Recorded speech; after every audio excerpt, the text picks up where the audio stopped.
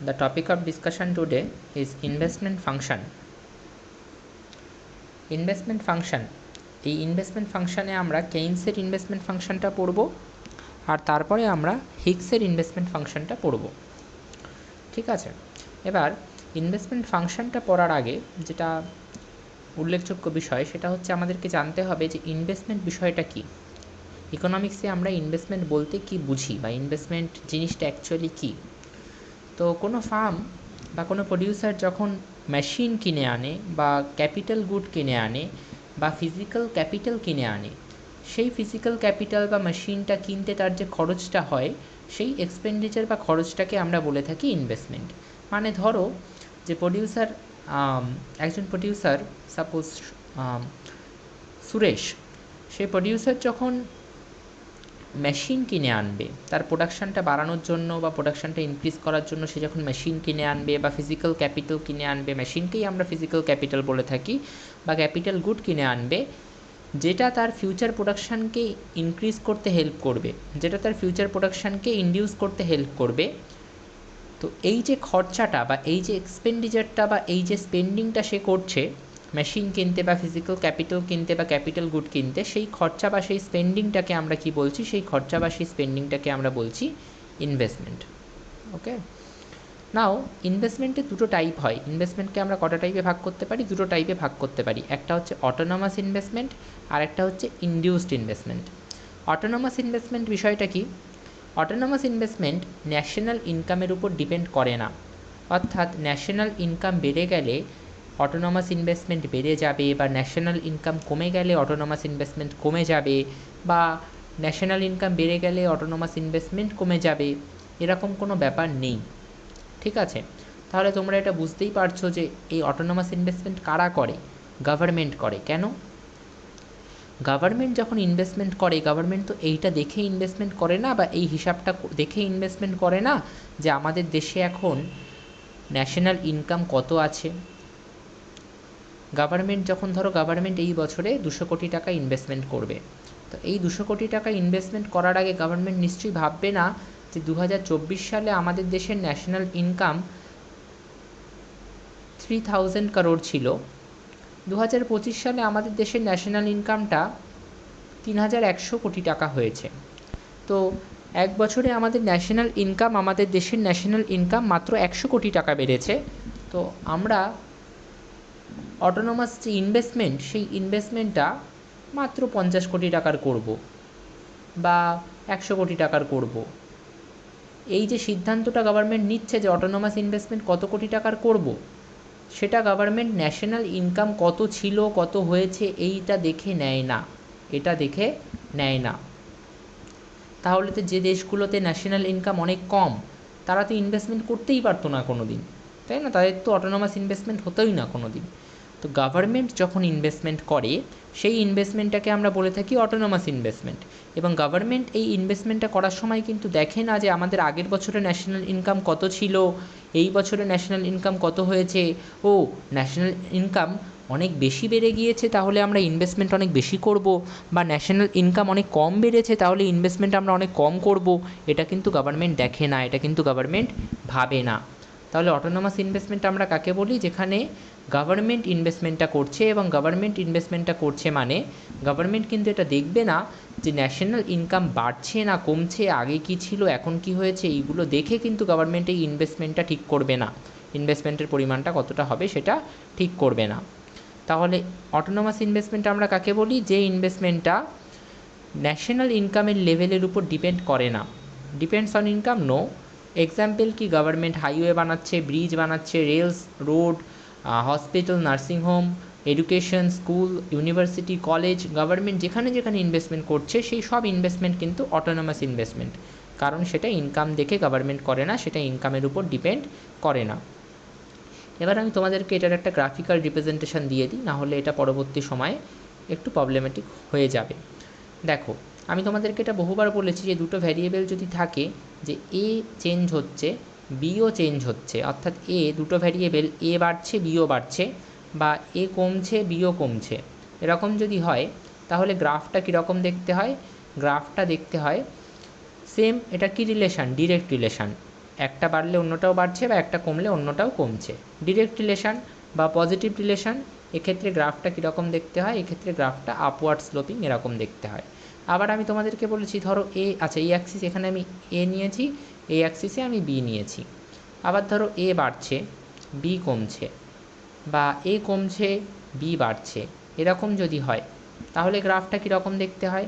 তাহলে এটাকে বলা হয় ইনভার্স রিলেশান, অপোজিট রিলেশান, একটা বাড়লে অন্যটা কমে। তাহলে গ্রাফটা দেখতে হয় এরকম ডাউনওয়ার্ড স্লোপিং। এখানেও আমি এ নিয়েছি, এখানেও আমি বি নিয়েছি, ঠিক আছে? যেই এ বাড়বে সেই বি কমতে থাকবে, বা যেই এ কমবে সেই বি বাড়তে থাকবে। হলো? তো এই জিনিসগুলো আমরা অলরেডি বহুবার করেছি। এবার আজকে একটা নতুন বিষয় বলি, যে ধরো এ বাড়ছে কিন্তু বি চেঞ্জ হচ্ছে না, এ বাড়ছে কিন্তু বি কিন্তু চেঞ্জ হচ্ছে না,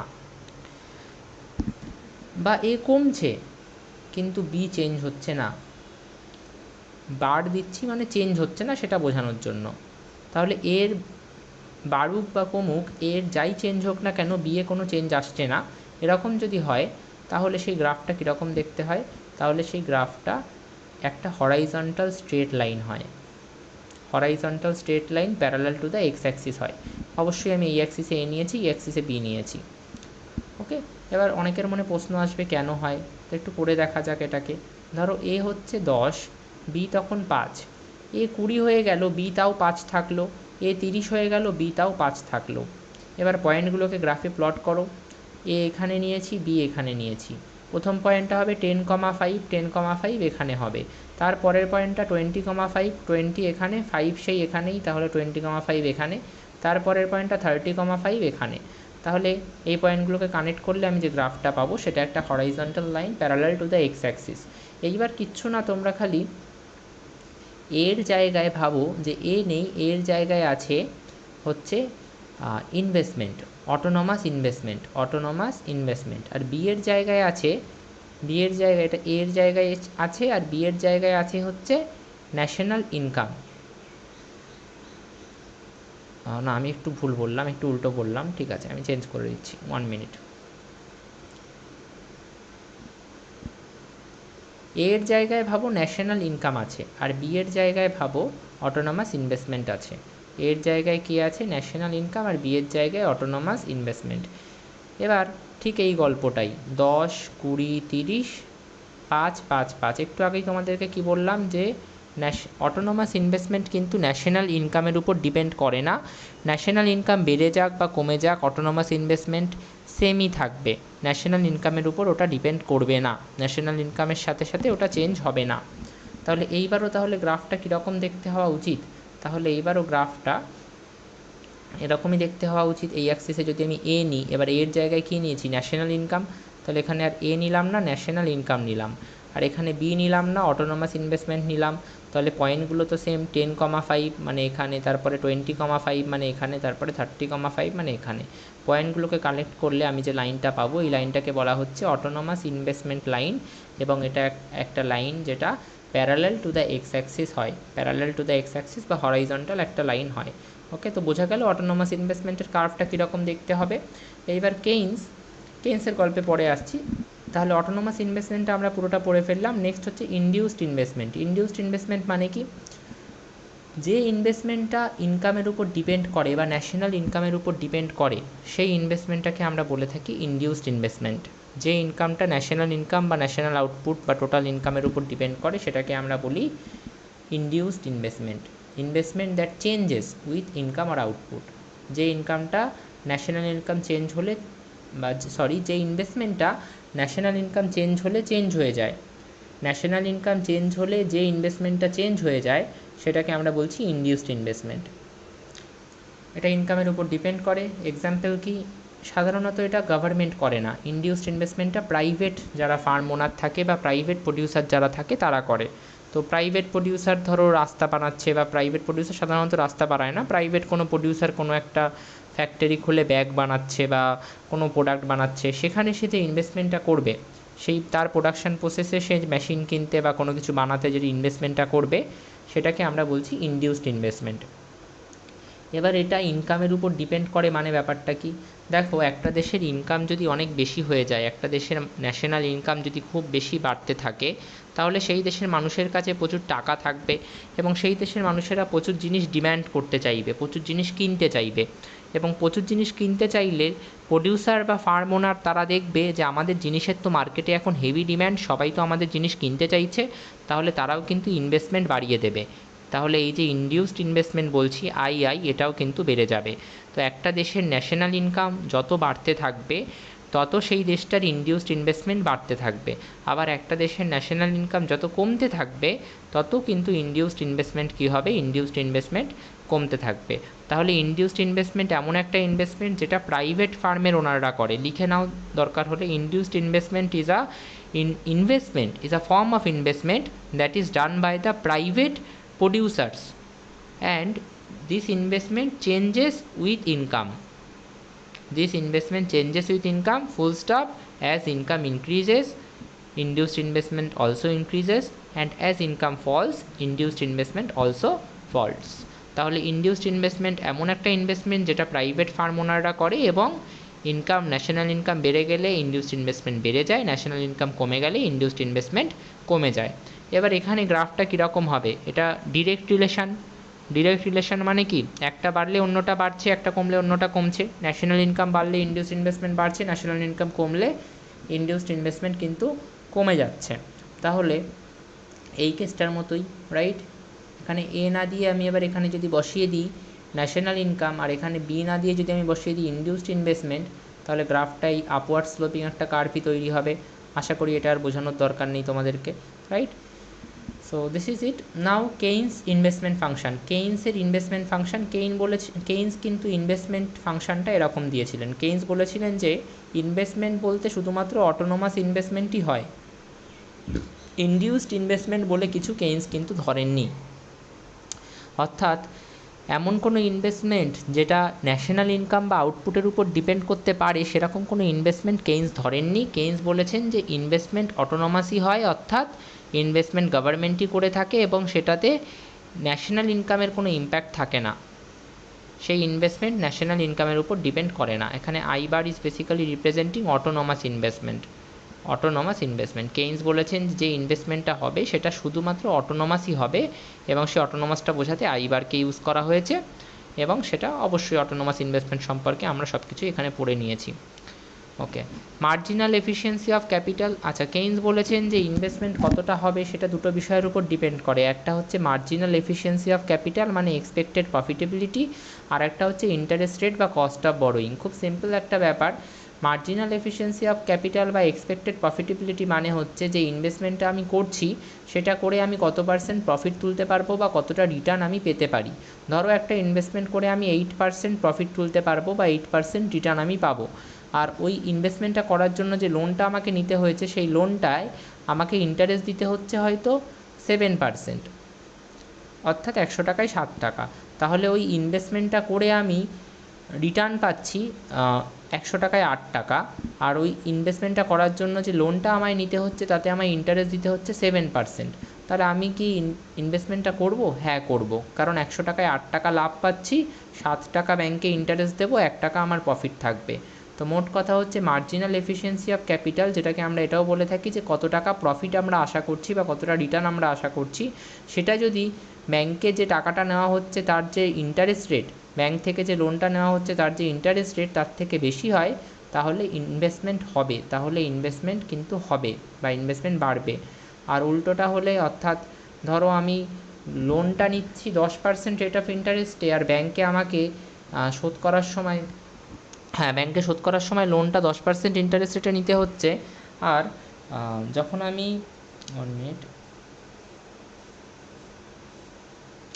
আমি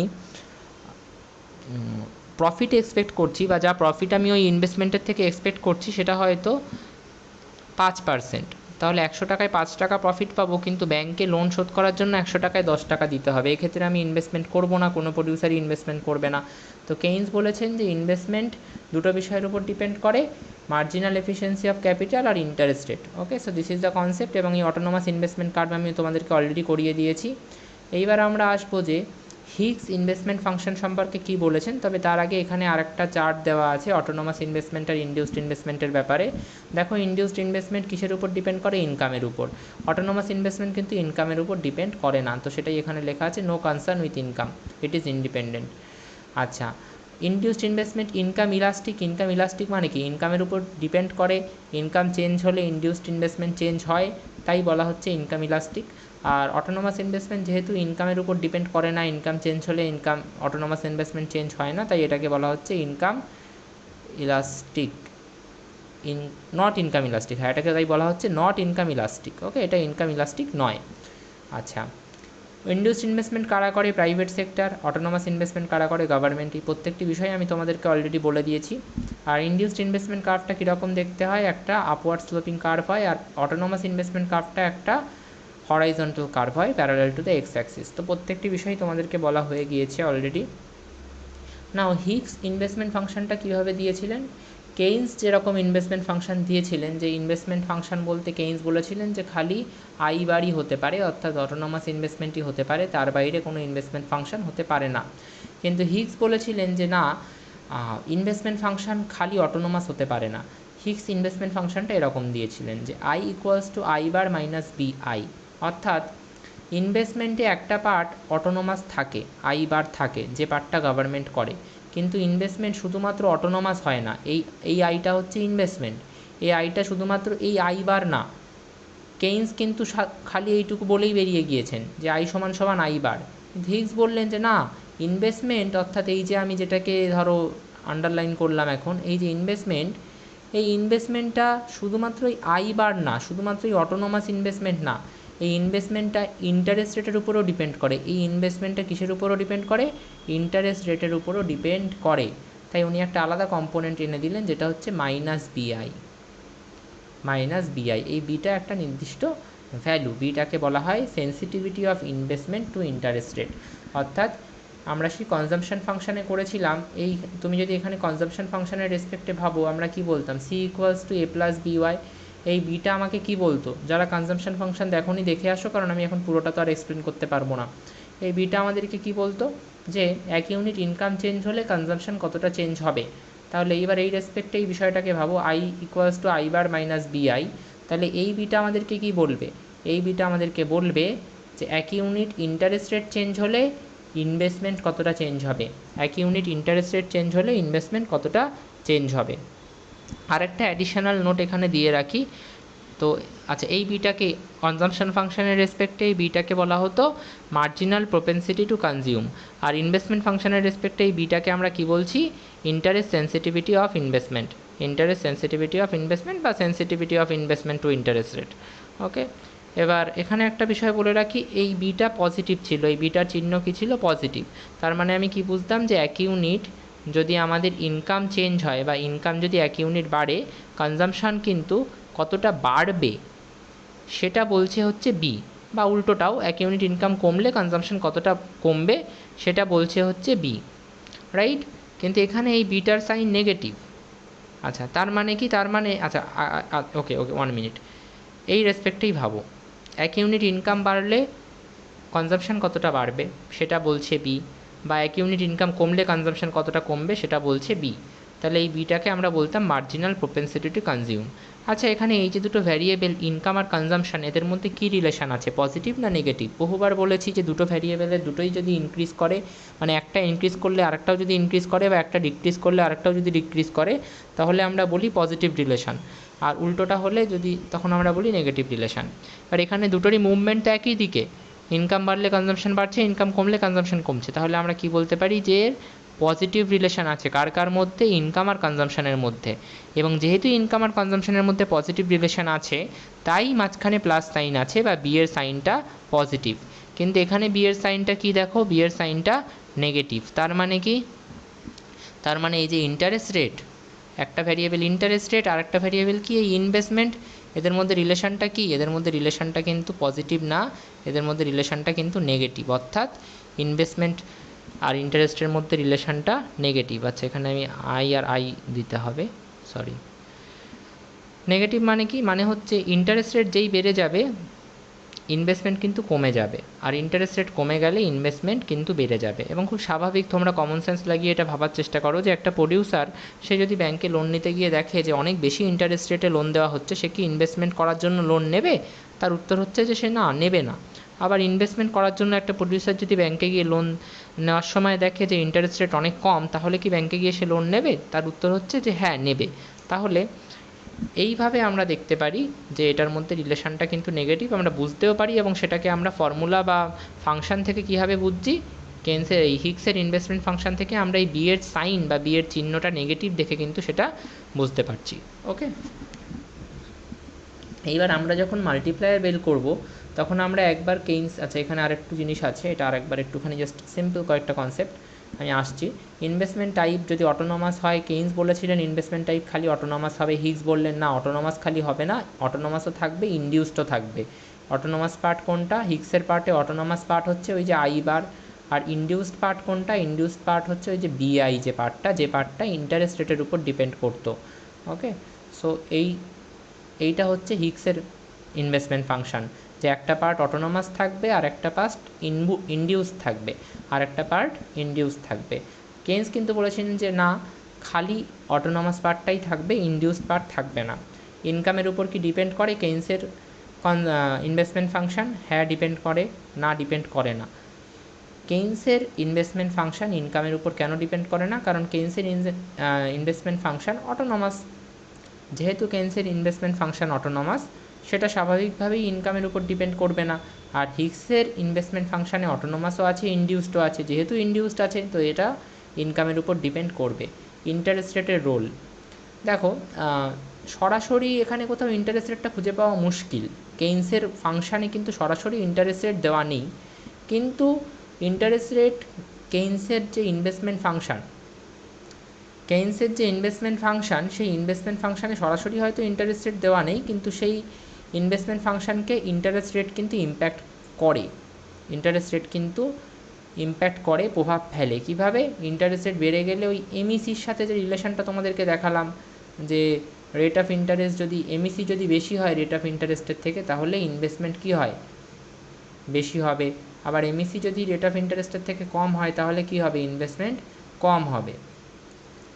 তো এই রেট অফ ইন্টারেস্ট সরাসরি হয়তো অটোনোমাস ইনভেস্টমেন্টের পার্টের মধ্যে নেই বা কেইন্সের ইনভেস্টমেন্ট ফাংশনের মধ্যে নেই, কিন্তু ইন্টারেস্ট রেট কিন্তু কেইন্সের ইনভেস্টমেন্ট ফাংশনকে ইম্প্যাক্ট করে, আর হিগসের ইনভেস্টমেন্ট ফাংশনকে তো করেই, কোনো সমস্যাই নেই সেটা বলতে। মডেল নেচার স্ট্যাটিক, কেইন্সের মডেলটা শর্ট রানের ছিল আর হিগসের মডেলটা ডাইনামিক ছিল, বিজনেস সাইকেলের রেসপেক্টে এটাকে এক্সপ্লেন করা হতো, যেটা আমরা পরবর্তী সময়ে পড়ব।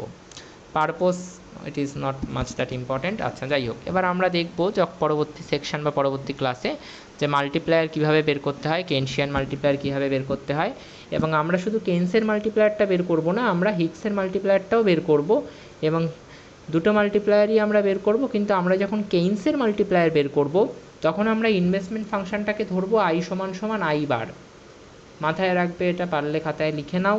আর আমরা যখন হিগসের মাল্টিপ্লায়ার বের করব তখন আমরা ইনভেস্টমেন্ট ফাংশনটা ধরবো I equals to I bar minus বিআই। আমি সরাসরি তোমাদেরকে মাল্টিপ্লায়ার পড়াতে পারতাম, কিন্তু এই কেইন্সের আর হিগসের ইনভেস্টমেন্ট ফাংশন দুটোকে আলাদা করে বোঝানোর জন্য মাল্টিপ্লায়ারের ক্লাসের আগে আমি এই ক্লাসটা তোমাদের করিয়ে দিলাম। নেক্সট ক্লাসে আমরা মাল্টিপ্লায়ার পড়ব।